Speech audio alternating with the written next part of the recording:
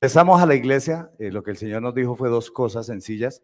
El Señor quiere que nosotros regresemos para quedarnos, que no nos toque volver a cerrar la iglesia porque hubo iglesias que les tocó cerrar. Y lo segundo es que regresamos para no seguir viviendo en las mismas, con los mismos hábitos, las mismas costumbres, y espero que esto a todos nos haya quedado en el corazón claro. Pero hoy quiero que todos se lleven en el corazón algo muy especial. Y es que en este tiempo especialmente en el tiempo de Navidad, existe un simbolismo en las Navidades que bien entendido, bien manejado, puede generar armonía, alegría y oportunidades para compartir el verdadero evangelio. Y espero que estén muy atentos leyendo la palabra junto conmigo porque hoy vamos a sacar muchas enseñanzas muy especiales. Y denominé esta charla de hoy símbolos de Navidad. Y sí, vamos a hablar de todos los símbolos y de todo lo que ustedes de pronto a veces han considerado como que no es bueno hacerlo. Hay mucho tabú en las iglesias cristianas. Hay muchas iglesias que predican el no se puede, pero a la gente no le explican por qué no se puede. Entonces, las mujeres terminan viviendo con falda larga porque no se puede usar pantalón. ¿Quién te dijo eso? ¿Ustedes creen que el Señor Jesucristo estuviera en esta época, cómo vendría vestido? Pues de blue jean, con tenis y con pantalones rotos y lo mismo haría lo mismo que toda la... Le han enseñado mucho a las mujeres que, por ejemplo, no pueden cortarse el pelo, entonces por eso muchas mujeres llevan el pelo largo. Y hay muchas iglesias donde tienen más control de la gente en sus cosas externas que en lo que realmente importa. Pero muchas veces no se dan cuenta que detrás de una falda larga y un pelo largo lo único que es una lengua bien larga. Y eso sí nadie le tiene cuidado. Entonces, y lo mismo con los hombres. Yo creo que el Señor, que no puede usted tomarse una copa de vino, que no. Y nosotros sí no somos ese tipo de iglesia. La verdad, si tú eres una persona legalista, yo te digo, revisa bien, porque esta no fue la creación de esta iglesia y desde que el Señor nos llevó a través del pastor Darío ha sido algo diferente. Quiero iniciar leyendo un pasaje para que se den cuenta el simbolismo de la Biblia, que la Biblia es un espectáculo y a los que les encantan los temas de liderazgo, esto es un pasaje que lo pueden utilizar en una charla, en sus empresas, en sus organizaciones. Está en el libro de Jueces, en el capítulo 8, voy a leer los versículos 9, el versículos 8 al 15. Miren lo que dice allí. Un día los árboles salieron a ungir un rey para sí mismos. Métanse en la idea. Usted se imagina el pino, el ciprés, todos los árboles salieron a dar una vuelta. Eso nomás ya es locura. El simbolismo de la Biblia es hermoso. Y le dijeron al olivo, reina sobre nosotros. Pero el olivo le respondió, he de renunciar a dar mi aceite, con el cual se honra a los dioses y a los hombres, para ir a mecerme sobre los árboles. Después los árboles le dijeron a la higuera, reina sobre nosotros. Pero la higuera le respondió, he de renunciar a mi fruto tan bueno y dulce para ir a mecerme sobre los árboles. Luego los árboles le dijeron a la vid, reina sobre nosotros. Pero la vid le respondió, he de renunciar a mi vino que alegra a los dioses y a los hombres para ir a mecerme sobre los árboles. Por último, todos los árboles le dijeron al espino, ¿le suena? Tremendo. Reina sobre nosotros. Pero el espino respondió a los árboles, si de veras quieren ungirme como su rey, vengan y refúgiense bajo mi sombra, pero si no, que salga fuego del espino y que consuma a los cedros del Líbano. Padre, gracias por tu palabra. Una palabra tremenda, Dios, en temas de liderazgo, de impacto, Dios, en las comunidades. Ayúdanos a interpretarla como a ti te gusta, en el nombre de Jesús. ¿Qué tal la enseñanza y la aplicación de este pequeño pasaje?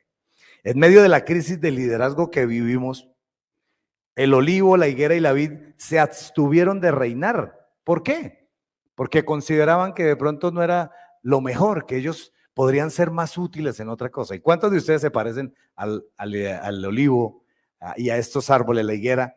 ¿Por qué? Porque dicen, no, a mí realmente no me gusta dirigir, yo no tengo aspiraciones de jefe. Eso no es malo. No todo el mundo está diseñado para ser líder.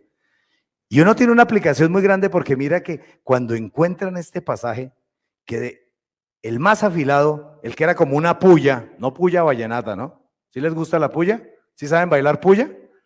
Oiga, bailamos mucho.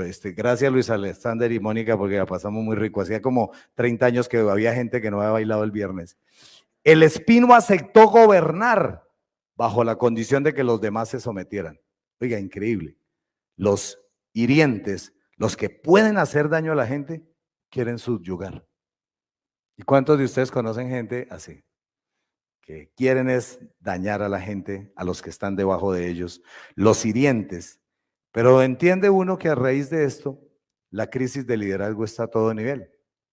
Y me encanta este pasaje porque de verdad que Dios nos muestra que en este tiempo hay gente que no quiere meterse en temas de dirigir, pero hay gente que quiere aprovechar sus características para tener la gente bajo control. La Biblia, aprovechando este pasaje, está colmada de símbolos. Si ustedes revisan desde el Génesis hasta el Apocalipsis de una manera tranquila, ustedes encontrarán que los símbolos están por todas partes. Por eso, un método adecuado de interpretación de la palabra de Dios nos debe llevar a concluir algo muy sencillo, que primero, la Biblia es la palabra de Dios. Digan amén. Segundo, que la Biblia contiene la palabra de Dios. Pero lo más importante es que la Biblia llega a ser palabra de Dios. En todos los casos, para que ustedes tengan claridad, y esto es un método muy casarroquero, las Sagradas Escrituras deben examinarse bajo 4 contextos. Y yo, de hecho, se los ubiqué aquí para que ustedes tomen nota y si necesitan profundizar en este tema, lo primero que uno tiene que tener definitivamente es el reto de Dios, que es el libro de Pastor Darío. El contexto literal es el primero. Uno debe leer cada vez que tomes un pasaje de la Biblia, interpretarlo tal y como está escrito. Por ejemplo, hay cosas que no permiten interpretación. El Señor dice, no matarás, pues tú no puedes matar. Sencillo, y lo dice la palabra. No cometerás adulterio, no hay opción. No, pastor, es que apenas fue una salidita con una amiguita. No, pues es adulterio, y si tú eres casado, no cometerás. No te harás imágenes. Más adelantico vamos a hablar de eso. El segundo contexto es el contexto histórico. Espero que ustedes tengan mucho cuidado, porque hay pasajes de la Biblia que, digamos, ya no tienen aplicación en la actualidad en la misma forma como se da, y les voy a dar algunos ejemplos. El contexto histórico dice, ¿cuándo y para qué se transmitió el mensaje? Pues no es aplicable a toda época. Por ejemplo, tendríamos hoy que matar a piedra a las mujeres adúlteras. ¿Y ustedes han visto que eso suceda? De pronto los maridos les pegan, pero que las maten a piedra en la plaza pública, yo no lo creo. Eso no tiene aplicación, y hay gente que quiere aplicar las cosas per se. Hay un contexto que es el contexto virtual, y nadie te lo puede quitar. Contexto virtual, cuando tú leas cualquier pasaje de la Biblia, es ¿qué te dice a ti? Y en este tiempo el texto. No toda escritura le transmite lo mismo a una persona, pues el Espíritu Santo es tan hermoso que ¿sabes qué hace? Particulariza y virtualiza la lectura, y a cada persona le entrega algo especial. Y eso me encanta de la palabra de Dios. Pero el cuarto contexto, que también lo tenemos aquí, es el contexto simbólico. Hay textos que son claramente alegóricos, que no pueden literalizarse por ningún motivo. Pues el Señor Jesucristo, por ejemplo, dijo muchas cosas de él mismo, entre otras, yo soy la puerta, pero él no quiso decir que con eso que él era un mueble. O cuando él dijo, yo soy la vid, él no estaba diciendo que él era un matorral. No, son ejemplos del simbolismo que la palabra de Dios tiene. Por eso hoy tenemos que hablar de los símbolos de la Navidad.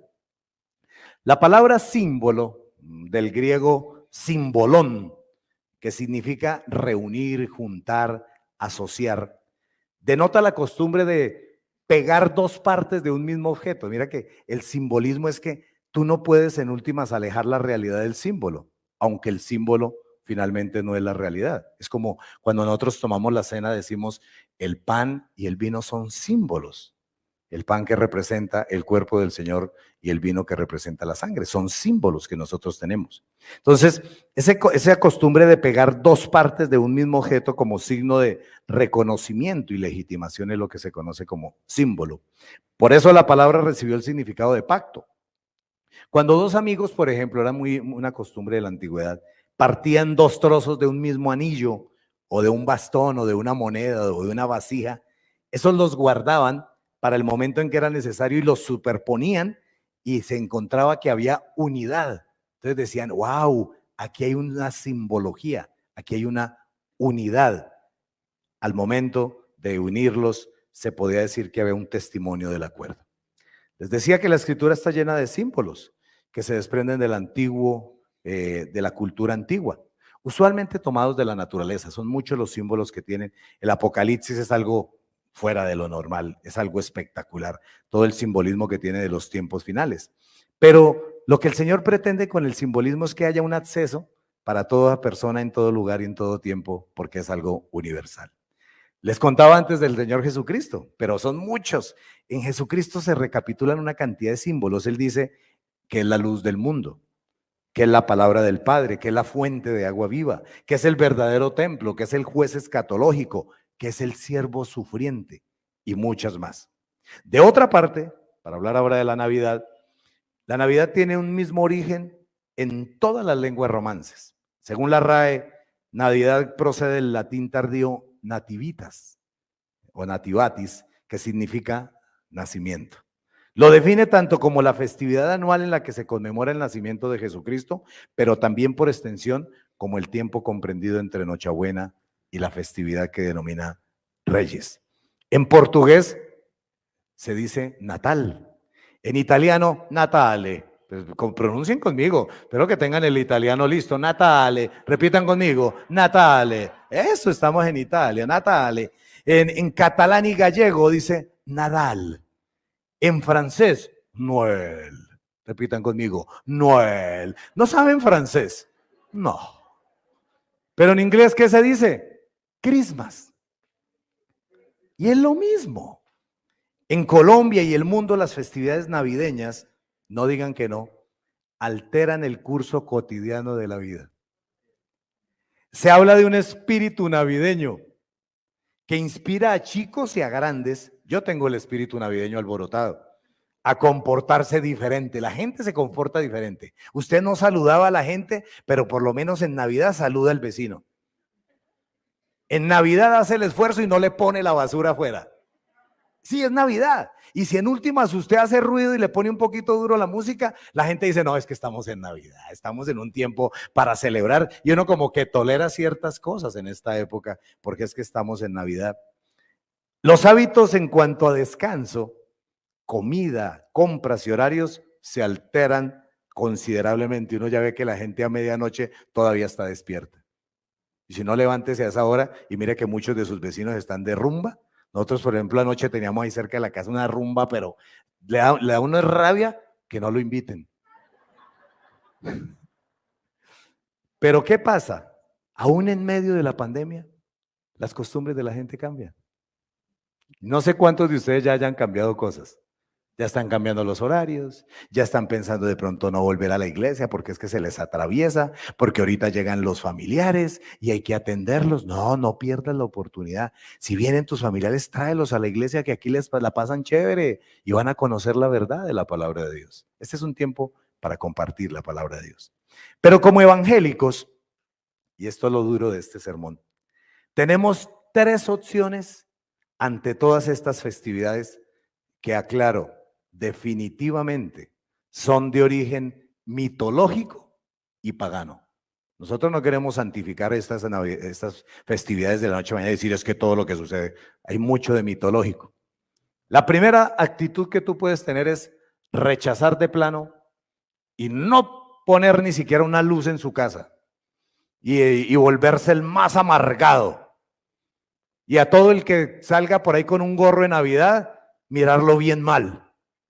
Y si en su oficina ponen alguna cosa de Navidad, iría a arrancarla cuando nadie lo ve. Ser bien amargados, no decir nada. Pero la tercera oportunidad y lo tercero que yo creo que nosotros podemos hacer es aprovechar estas circunstancias y este tiempo para guiar a la gente a que conozca la verdad. Con amor. Empezando por nuestros propios familiares, porque hay mucho desconocimiento. ¿Cómo y cuándo nace la celebración de la Navidad? Por favor, acompáñenme porque yo quiero que en la Biblia ustedes aprendan muchas cosas. Para mí, este es un sermón muy didáctico. que espero que ustedes lo tengan para compartir con su familia. Lucas, por favor, ya vamos a estar abriendo la librería. Si necesitan comprar Biblia, ya vamos a tenerla, porque nos toca empezar a abrir todo poco a poco. Necesito que todos tengan su Biblia, por lo menos su celular, para que lean conmigo. Voy a ir a Lucas, capítulo 2. Voy a leer inicialmente los versículos 1 y 8. Y con esta información vamos a sacar algunas conclusiones. Dice allí que por aquellos días, Augusto César decretó que se levantara un censo en todo el imperio romano. Primera preposición, primera premisa. Versículo 8.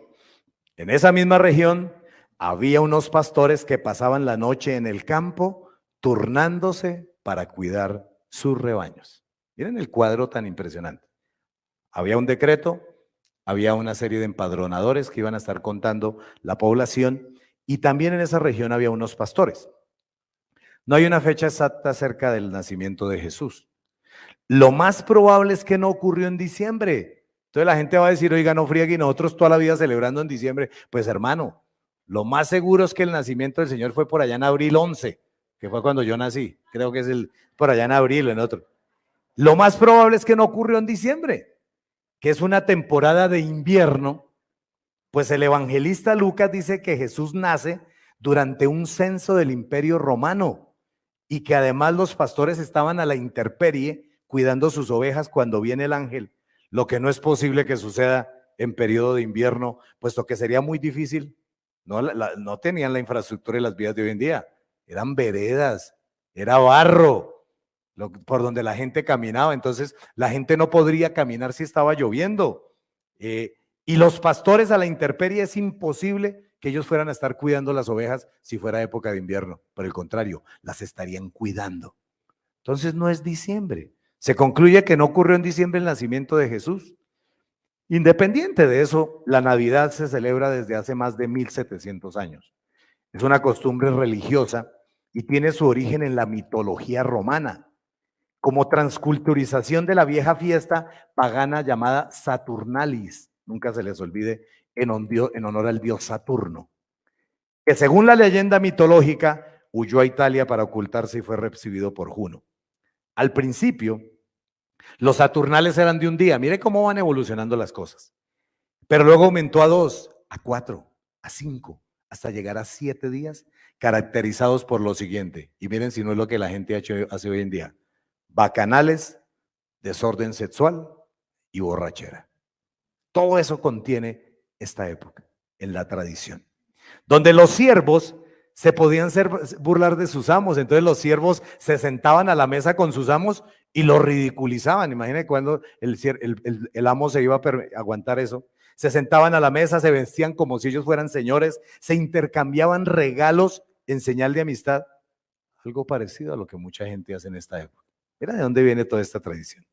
Lo que vale la pena entender, y mira cómo nosotros como cristianos tenemos que ser astutos, es que el día 25 de diciembre los romanos celebraban una festividad que llamaba Natalis Invicti, que es el nacimiento del sol invicto. Los cristianos adoptamos el 25 de diciembre como el nacimiento del sol espiritual, que es ¿quién? Jesucristo.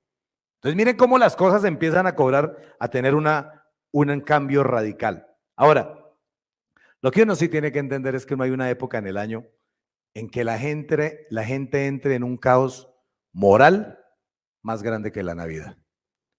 Lo que no es un buen homenaje a Cristo, que vino a enseñar una vida recta, limpia y una sobriedad ante las costumbres. ¿Qué hacemos en Casa sobre la Roca? Aprovechamos esta época para enfatizar algunos aspectos de nuestra fe y para enseñarle a la gente una cosa que debe ser clara: Jesucristo, oído, nace todos los días en el pesebre de nuestro corazón. Digan amén. Eso es lo importante de todo lo que estamos celebrando. Eso es lo que nos debe dar de verdad alegría. Dale la honra que merece el Señor para no correr el riesgo de quedarte con la Navidad y perder a Jesucristo. Mucha gente se queda con las festividades, pero saca a Jesucristo de su vida y de su corazón. La gran pregunta es muy sencilla. ¿Crees que Jesús nos va a condenar por tener un espíritu navideño? Levanten su mano los que crean que sí.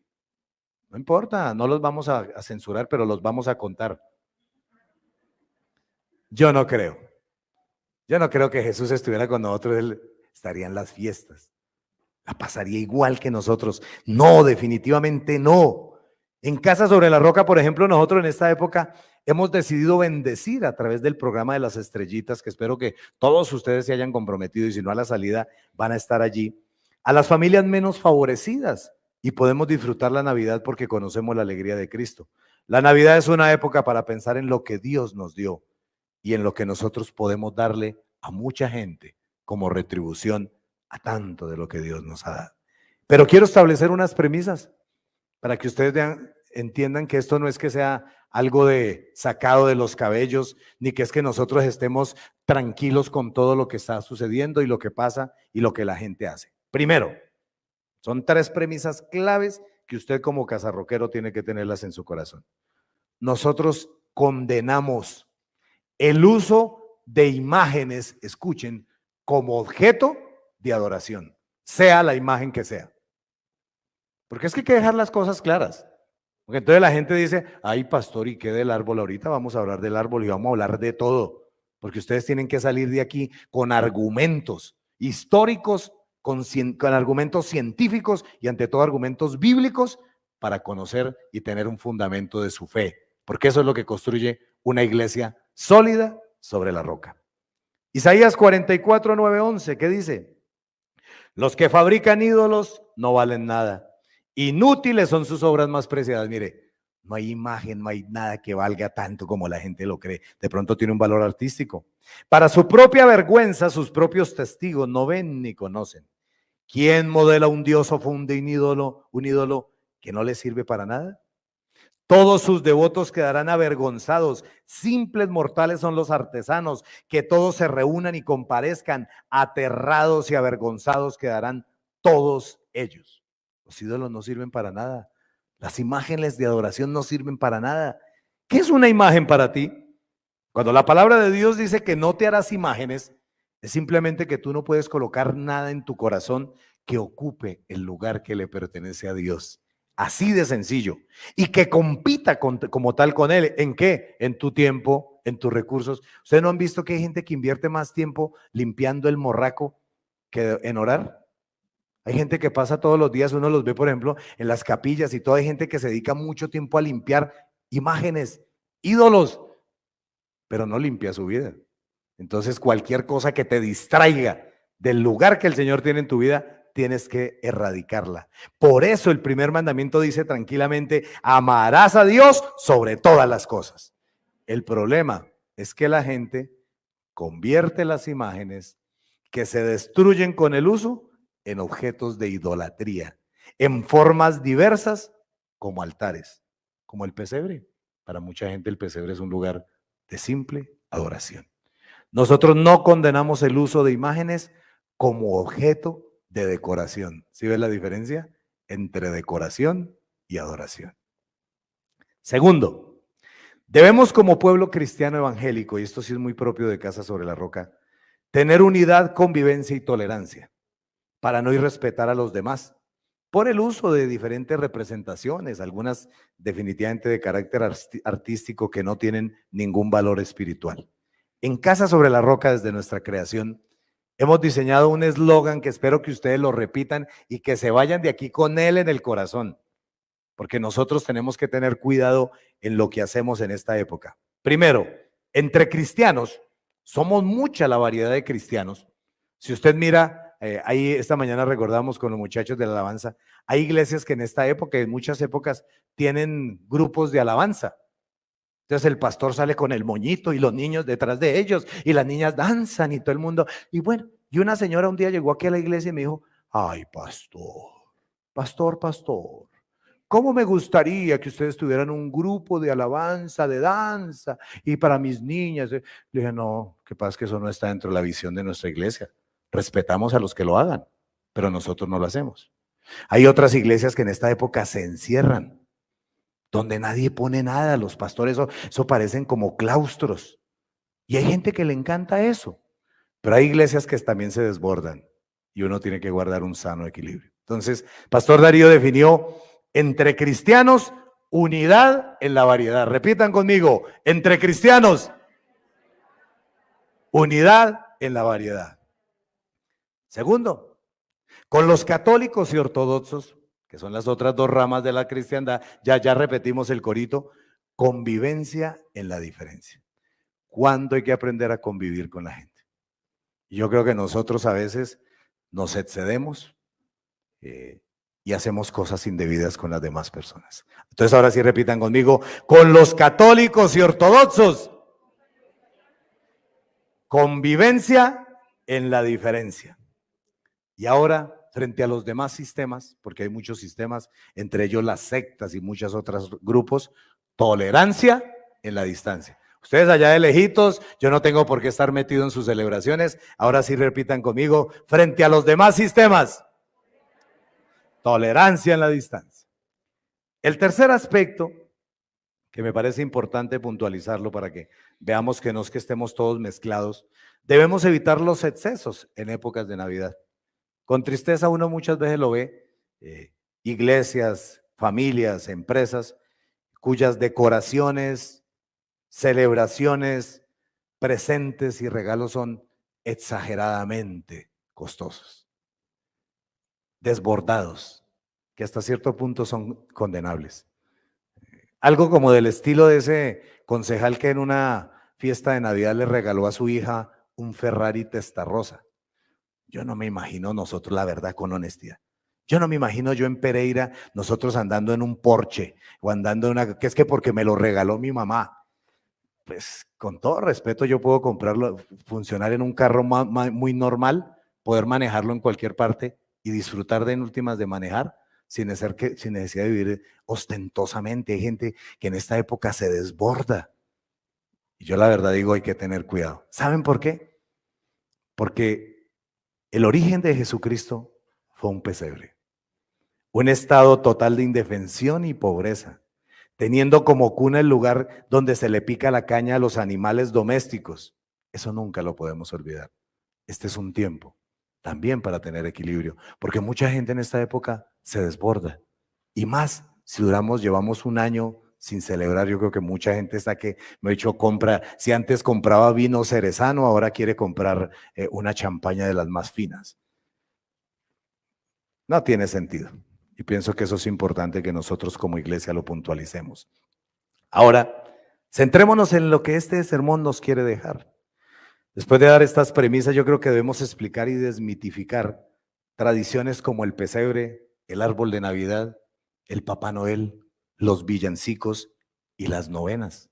Y les quiero dar una perspectiva para que ustedes la tengan en su corazón y la puedan atesorar. Primero, hablemos del pesebre. Esto es una locura porque el tradicional pesebre, mucha gente le dice a uno, pastor, ¿está bien o mal hacerlo? ¿Cómo y por qué surge esa idea? El pesebre, para los que no conocen, al parecer fue un invento de Francisco de Asís, que fue realmente el primer protestante que existió y era un tipo de hippie. El tipo vestía muy informalmente y se fue a una montaña con unos compañeros, cuenta la historia, a una iglesia abandonada y creó una comunidad. Como mucha gente, le encanta vivir de pronto lejos de la gente, porque es que si está con la gente se contamina. Entonces, ¿cuántos de ustedes alguna vez han pensado eso? Yo a mis hijos, yo tengo pastores y gente conocida, amigos que dicen, no, yo a mis hijos no los llevo a un colegio porque se contaminan. No, pues hermano, qué vaina, ¿no? No, pues entonces no vamos a poder estudiar en ninguna parte, ni mis hijos. No, yo por el contrario tengo que enseñarle a mis hijos los principios para que ellos no se contaminen y por el contrario sean fuente, impacten a otra gente con su forma de vivir, con su estilo de vida. Pero yo creo que todos no tenemos la oportunidad de hacer homeschooling. Entonces, no, es que yo tengo a mis hijos y el tipo, el papá bien bruto que es, y enseñándoles matemáticas a los chinos y dándoles rejo a toda hora porque los tienen homeschooling, pues para eso son las universidades y los colegios. Oye. O sea, seamos prácticos. O sea, esto no es un tema, es un tema sencillo. Hay que poner las cosas de verdad, los puntos sobre las íes. Y Francisco llegó a una comunidad abandonada y les encantaba el contacto con la naturaleza, buscaban la fe pura y genuina para encontrarse con Dios a través del Espíritu Santo, y eso no tiene nada de malo. Francisco de Asís lo que hizo fue, en últimas, protestar contra las leyes excesivas y políticas de Roma. Pero con el fin de recordar, escúchenme, el natalicio de Jesucristo hizo un pesebre en vivo. Entonces, cogió un burro de verdad, de estos vamos a hacer una de esas, y un buey, y alguna hermana le sirvió para representar a la Virgen María, toca escoger a la más purita, ¿no? Eso sí. Y otro hermano hizo lo mismo con don José, claro, don José, y se consiguió un chino prestado. Y completó el cuadro. ¿Qué le ve usted de malo a eso? El arte puede representar los misterios de la fe.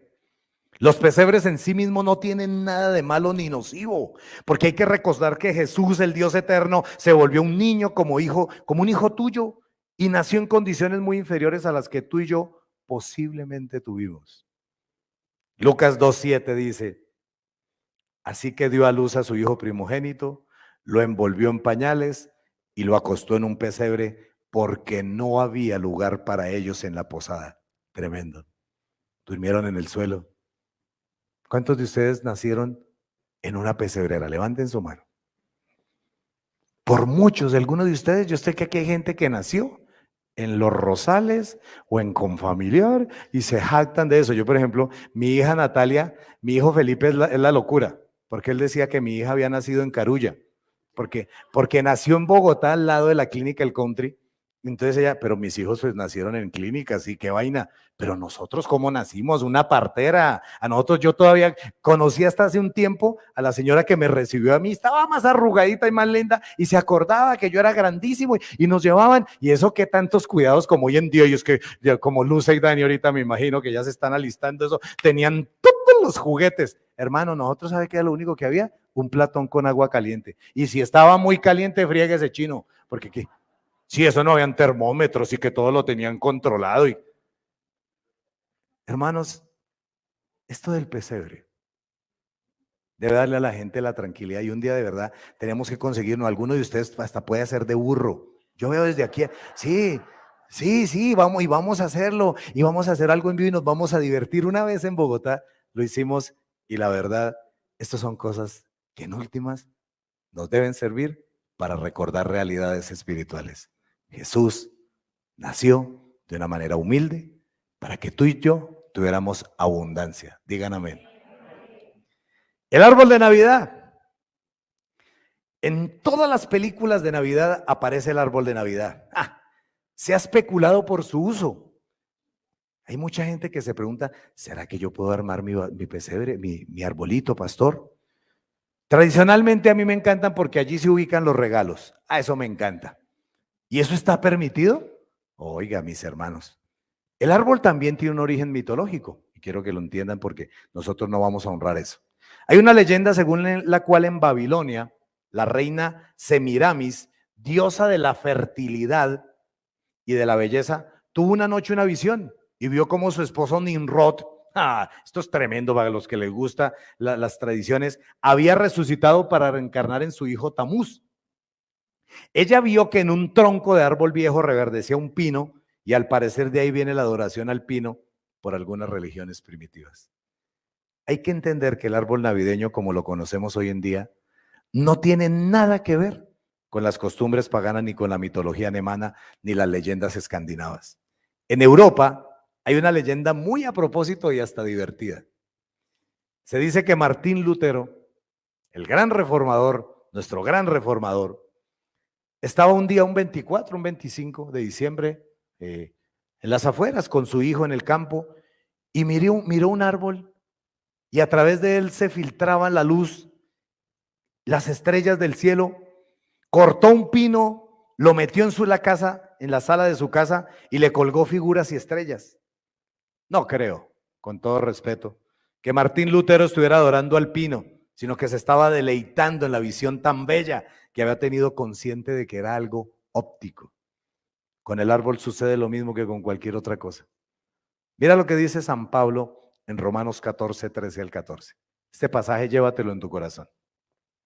Dice allí, por tanto, dejemos de juzgarnos unos a otros. Más bien, propónganse no poner tropiezos ni obstáculos al hermano. Yo de mi parte estoy plenamente convencido en el Señor Jesús de que no hay nada impuro en sí mismo. Si algo es impuro, lo es solamente para quien así lo considera.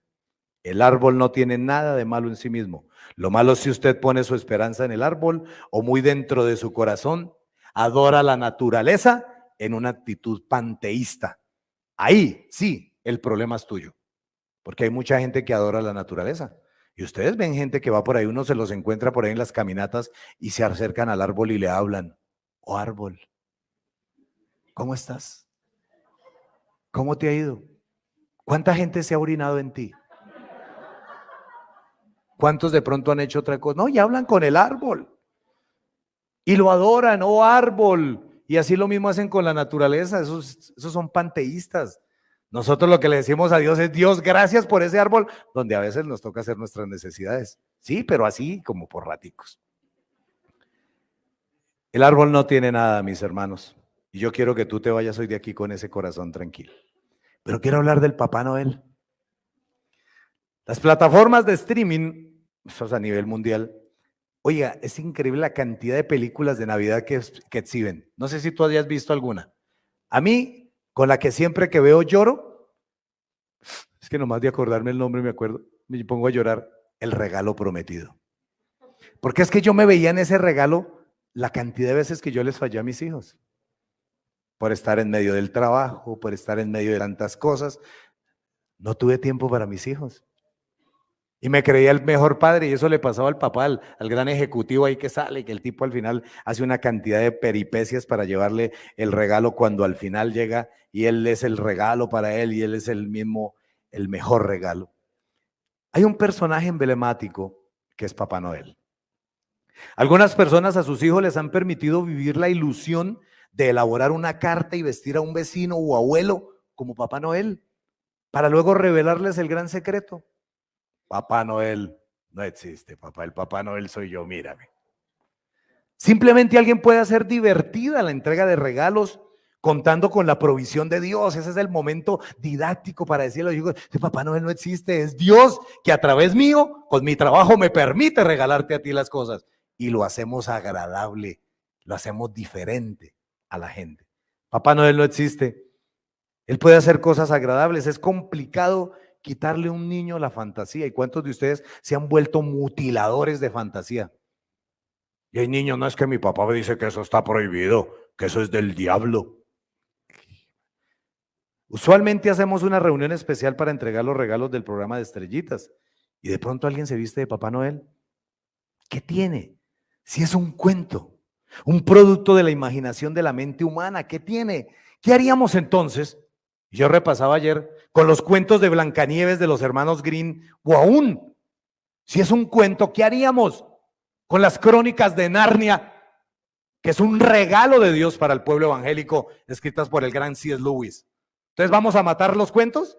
¿Vamos a quitarle a la gente la alegría? No, no seamos así. Es más, te voy a dar una mala noticia: Jesús contaba cuentos, y si no, que es una parábola. Siempre les contaba algo y les enseñaba algo.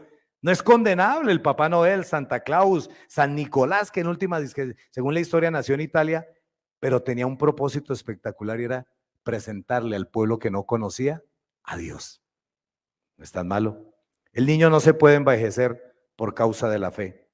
Lo fundamental es el amor de Dios, que se vuelve hombre para salvar hombres. Juan 3:16. Porque tanto amó Dios al mundo, que dio a su Hijo unigénito, para que todo el que cree en Él no se pierda, sino que tenga vida eterna.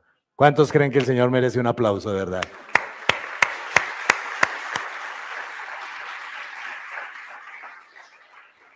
Si estás preocupado por el regalo que vas a recibir o vas a dar, recuerda Juan 3:16 siempre. Por amor, el Señor se dio a sí mismo. La clave es darnos a nosotros mismos, también incluyendo el regalo. Pero el regalo no es lo más importante. Cuarto, ¿cómo vamos hasta ahí? ¿Han aprendido algo? Vamos a quitarle como el mito a tanta cosa y vamos a vivir una vida. Cantábamos hace un ratico con Dianita: hay libertad. Y la gente sale de aquí y le dice al niño: olvídese que este año cuál Papá Noel.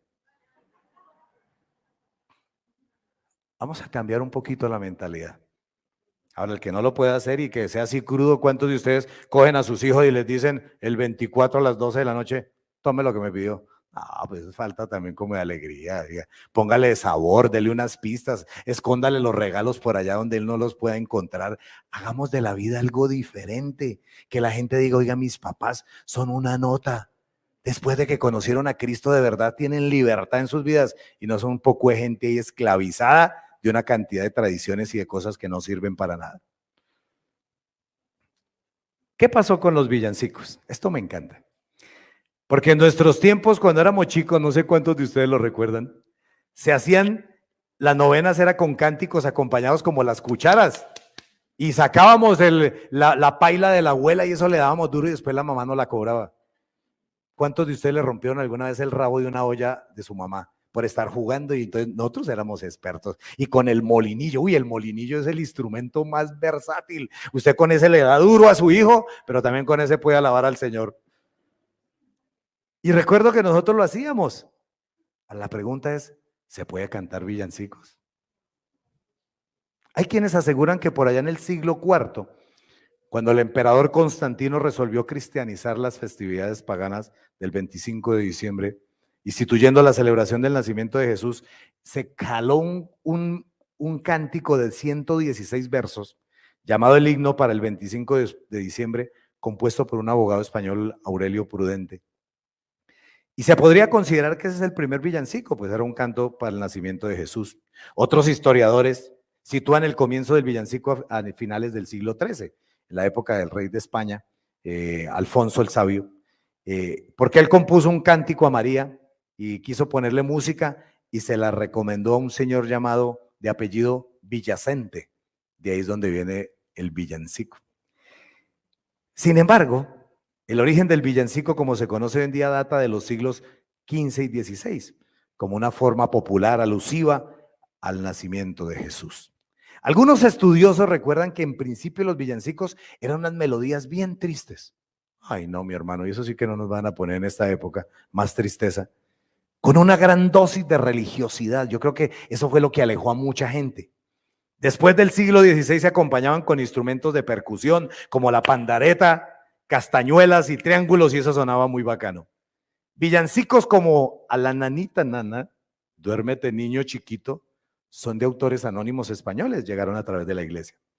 Pero para los que no saben, el famoso y tan cantado villancico Tutaina lo compuso una monja bogotana o de pronto alguien de origen boyacense, pero fue en Colombia. En varias regiones de Colombia hay villancicos folclóricos, tocados con chirimías, con ritmos de cumbia, pasillos, vallenato y bambuco. El tamborilero, que no solamente cantó el gran Rafael, eso es una hermosura escuchar a Rafael cantando El Camino. ¿Sí lo han escuchado o evangélicos no lo usan? Eso es chévere, a mí me encanta la versión de Rafael. Es de origen checoslovaco. Noche de Paz es de origen austriaco. Algunas personas afirman que esta va a ser una mala Navidad. Uy, qué gente tan amargada.